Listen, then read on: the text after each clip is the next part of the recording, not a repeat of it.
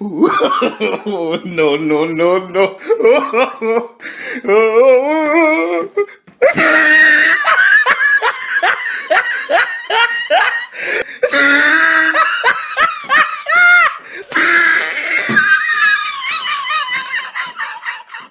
It's one of the unavoidable truths of our time that when you play shitty games, you win shitty prizes. And truly, there's few men in today's entertainment landscape better versed in playing the shitty Hollywood spin game than the withered, deflated husk that was once Kevin Smith. When he's not pretending to cry like a little girl at inconsequential Star Wars movies, or shamelessly shilling for every major studio willing to throw him a few crumbs of attention, he's desperately bullshitting his way through writing gigs for high-profile TV shows. Like Masters of the Universe Revelation, an animated continuation of the classic 1980s He-Man show, featuring a bunch of big burly muscle men with very few clothes, sword fighting in front of a castle shaped like a giant skull. Hey, it was a more innocent time, okay? A time when grown men could hug each other on the beach, and elderly gentlemen could hang around with teenage boys without everyone automatically assuming the worst. Anyway, Masters of the Universe was pure 1980s cheese designed mostly to sell action figures, but you couldn't help but love it for its colourful mix of characters, surprisingly intelligent writing, and sheer over-the-top bravado. Shit man, I'm old enough to remember it the first time around, and along with Thundercats and G.I. Joe, it was basically compulsory Saturday morning viewing for me. But the thing about once popular franchises is that sooner or later, the financially and creatively diminished forces of Hollywood will sink their claws into it. So when a modern revival slash reboot slash sequel was announced last year, everyone was pretty fucking nervous about it. Especially when Clownfish TV broke the insider scoop that the show was going to be all about Teela, featuring the usual selection of female empowerment tropes, and that He-Man himself was barely going to be mentioned in it. Kevin Smith himself was quick to step in and shoot down this rumour, and when the trailer for the show first dropped, the heavy emphasis on He-Man doing his usual heroic stuff seemed to put people's minds at ease.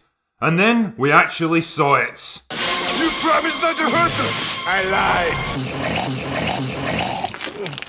Revelation is everything that people feared it would be and much, much more. A 5-episode hatchet job that gleefully deconstructs pretty much everything good about the classic show, relegates He-Man himself to a background piece of lore, turns everyone else into unlikable assholes, and reduces every single male character into a pathetic, cowardly, obedient whipping boy, constantly pushed around and upstaged by their empowered, strong, arrogant female counterparts. So basically, it's a microcosm of everything bad and wrong with modern entertainments. Allow me to shed light on this disaster so you don't have to. Now, interestingly enough, the first episode starts out pretty fucking awesome, and it's easy to see where most of the trailer footage came from. The art style is beautiful, a brilliant little nostalgic throwback to the classic cell animation of previous decades, and if nothing else, I'll give the show credit for that. Anyway, everyone's gathered to celebrate Teela's promotion to, woman at arms, because I guess Duncan needs to give up his white Eternian privilege or something. But oh no, Skeletor manages to sneak into Castle Grayskull and puts it under siege. Seriously guys, do you never learn from past experience? This is literally the most strategically important place in the known universe. Don't you think you should have more than one person guarding it? Anyway, so He-Man and the others rush in to save the day, and there's a big old fight, and Skeletor punctures some magical orb thing that contains all the magic in Eternia. He-Man's able to use the Sword of Power to absorb the resulting blast, but not before revealing his true identity to Teela.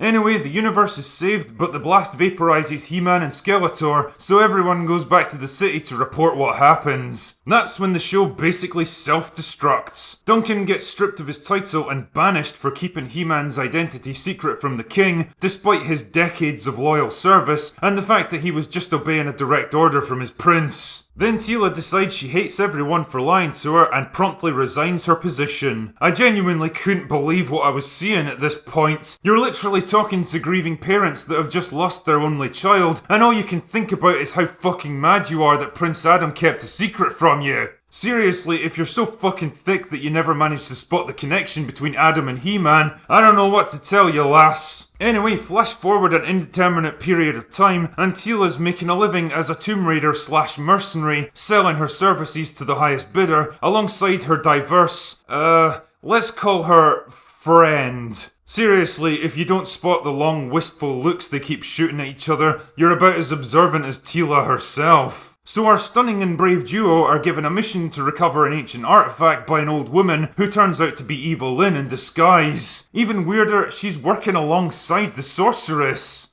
No way! See, it turns out that since Skeletor punctured that orb thing, all the magic is now slowly draining out of Eternia, and if that happens, then the entire universe will eventually wither and die. The only way to put things right is to reforge the Sword of Power, which was split into two during the battle, and for this, they need Teela's help. I love how her first response here is to tell them to fuck off. Seriously, the entire universe is at stake here. You know, the thing that you live inside? If that doesn't motivate your lazy, selfish arse to help out, I don't know what will. Oh yeah, of course, your diverse friend who gets all misty-eyed at the prospect of being a hero. So the gist of the show is that these three powerful independent ladies have to go on an epic quest to put right everything that got screwed up by their dumb, incompetent male predecessors. And along the way, the script finds time to humiliate and in some cases kill off established characters from the classic show until eventually they manage to reforge the sword and take it back to Castle Grayskull. And Prince Adam decides to come back to life after being berated and taken down a peg by Teela. Then he dies again at the hands of Skeletor, who takes the sword for himself and becomes the master of the universe.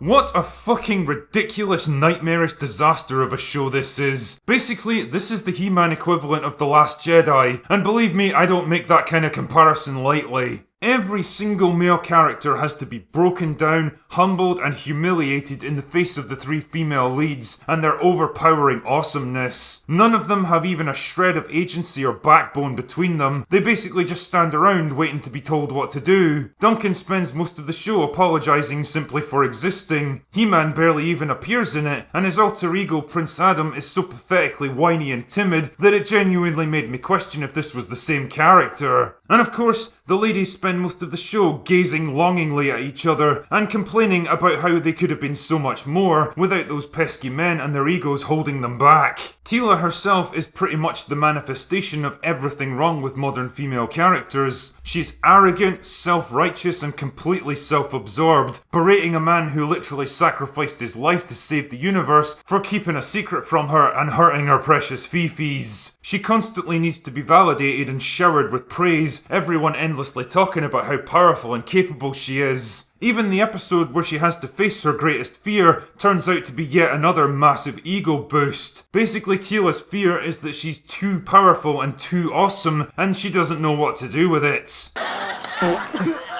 Fuck off, Kevin Smith. This is the writing equivalent of spreading her legs and blowing her for 5 straight episodes. Even her character design reeks of the kind of obnoxious masculine overcompensation that you see everywhere in female leads now. The manly facial features, the ridiculous side-shaved haircut that's become an absolute meme in recent years, even the big, burly, broad-shouldered physique that clearly belongs to a male. For comparison, here's a picture of Dolph Lundgren from the Masters of the Universe movie. She's fucking bigger than him. I mean, I can't say I'm particularly surprised by any of this in retrospect. Basically, any classic show or movie revived in current day is all but guaranteed to walk the same depressing path. But Revelation feels particularly insulting, considering how hard they tried to hide their true intentions with it. If Kevin Smith and Netflix had been honest right from the start, maybe people wouldn't be quite so pissed at them now. But, like I say, if you play shitty games, then I guess you really do win shitty prizes.